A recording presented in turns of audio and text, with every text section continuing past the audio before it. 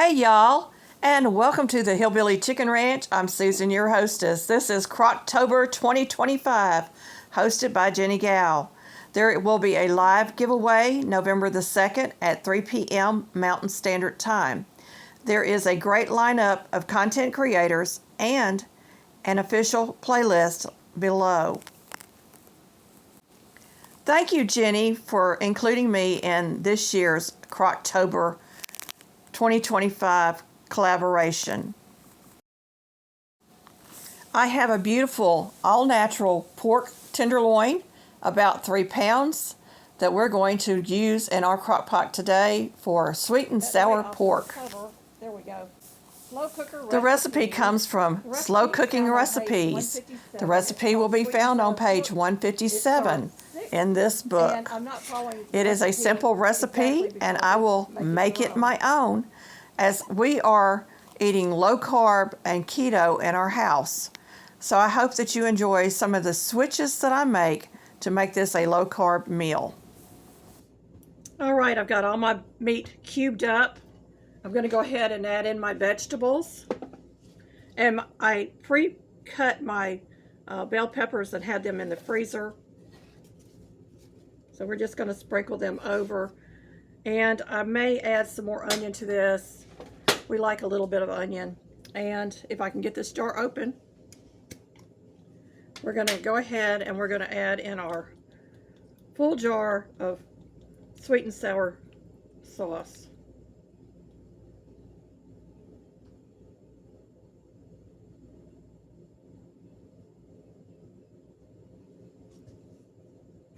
I also need to open up a can of pineapple juice. I'm going to strain the liquid off and I'll be right back. So I'm using Libby's pineapple chunks today.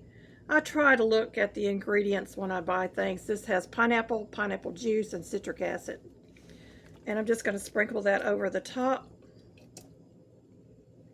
We're going to put a lid on this. Now, it can go 8 to 9 hours on low, or you can turn it on high and go probably 4 to 5 hours. So we're going to let this go.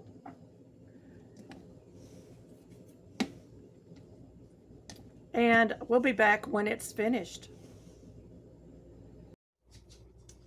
Okay, I'm back, and I added a little bit of arrowroot and water to thicken this because I thought it was too thin. I'm glad I left out the broth. And I'm going to go ahead and I'm going to add in the rest of my onion. I had cut a very large onion, so I'm adding that in. I'm going to add in some more bell pepper.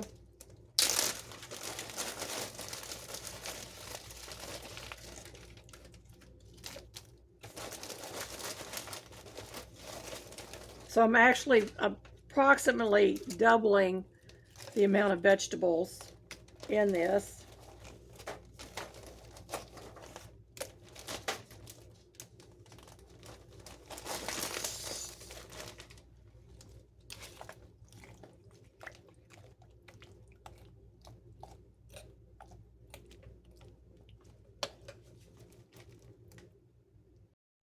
And I'm adding in about a half a bag of frozen peas. So about a cup and a half. And this is a 12-ounce package, so about 6 ounces.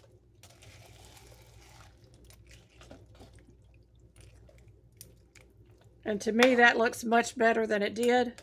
And I've still got to make my zucchini rice. But I'm going to go ahead and let this cook for a little bit longer in the crock pot. But I'm putting the lid on at an angle to kind of let some of that liquid steam off.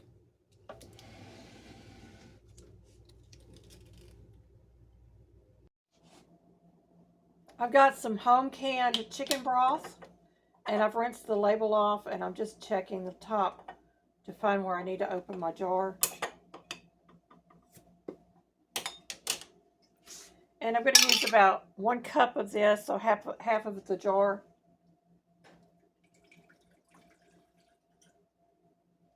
And I may pour a little bit back in here because I can add more to my pot if I need it. And I'm going to go ahead and get this heated up. Take a couple of minutes. And this is my dehydrated zucchini and squash that I turned into rice the other day. I started it on another video. And so what I'm going to do is I'm going to heat my broth up till about boiling. I'm going to add this. If I need a little more liquid, then I'll add a little more. So about 1 cup of liquid in my pot. And this should rehydrate enough and be enough for my husband and I to have underneath our sweet and sour pork in place of rice. All right, my broth is boiling. I'm going to go ahead and add my dehydrated zucchini and squash into the liquid. Get it down in there, turn my burner off, and allow that to sit for about 5 minutes.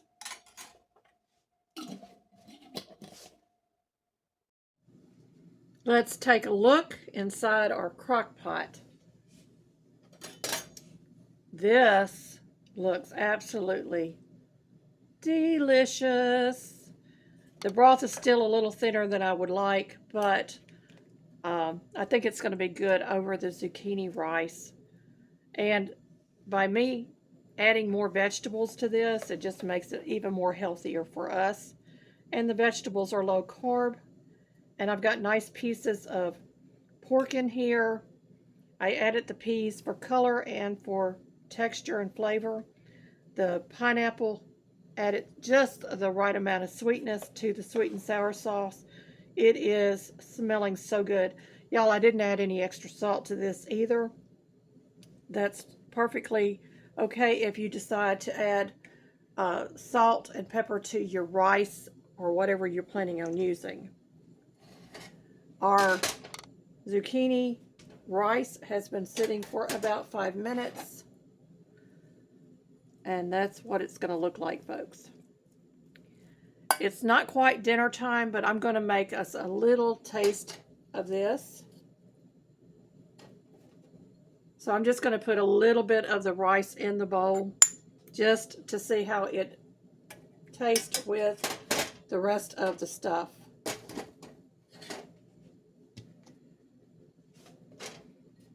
And I'm going to get some bell pepper, some onion, and some meat, and of course some pineapple.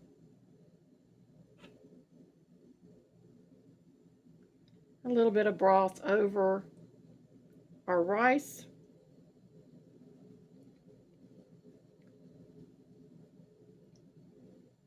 Oh, this looks good. It smells so delicious, y'all.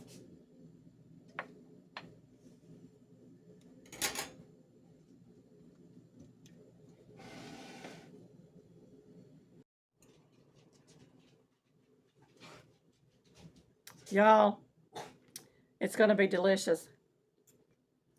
We have a little bit of the zucchini rice.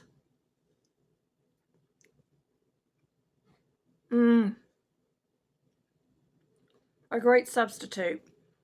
Of course, it's zucchini, it's not rice, but it's extra vegetables in here. Let's eat a piece of this bell pepper.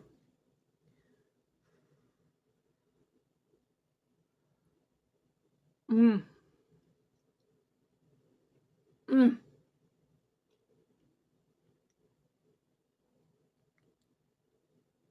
going to grab a piece of that onion.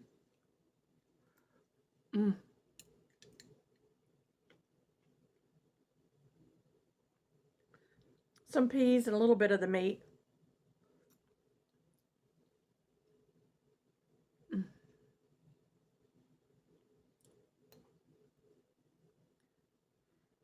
Pineapple.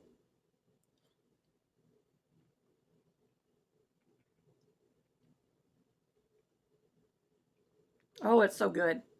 And at last, a piece of meat.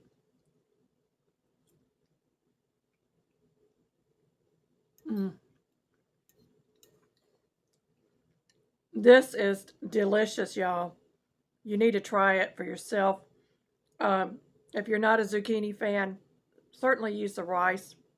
I was even thinking lo mein noodles, but it's delicious.